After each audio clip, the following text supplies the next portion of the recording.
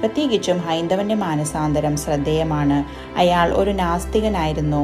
അങ്ങനെയിരിക്കുമ്പോൾ അവിടെ ദിവ്യരക്ഷ സഭക്കാരുടെ സെമിനാരിയോട് അനുബന്ധിച്ചുള്ള ദേവാലയത്തിൽ നിത്യസഹായ മാതാവിൻ്റെ നൊവേനയിൽ യാദൃശ്ചികമായി സംബന്ധിക്കുവാനിടയായി. അയാൾ BA ബിരുദം സമ്പാദിച്ചതിനു ശേഷം ജോലിയില്ലാതെ വിഷമിക്കുകയായിരുന്നു. ജോലി കിട്ടുവാൻ വേണ്ടി 9 ദിവസം നൊവേനയിൽ സംബന്ധിക്കാമെന്ന് അയാൾ പ്രതിജ്ഞ ചെയ്തു. 2 ദിവസം നവനാളിനു സംബന്ധിച്ചപ്പോൾ ജോലി കിട്ടി. മാതാവിൻ്റെ സഹായം ഒന്ന് മാത്രമാണ് ഇതിനിടയാക്കിയത് എന്ന് അദ്ദേഹം ഉറച്ചു വിശ്വസിച്ചു. പിന്നീട് കത്തോലിക്കാ വിശ്വാസം സംബന്ധിച്ച് അയാൾ ധാരാളം അറിവ് നേടി.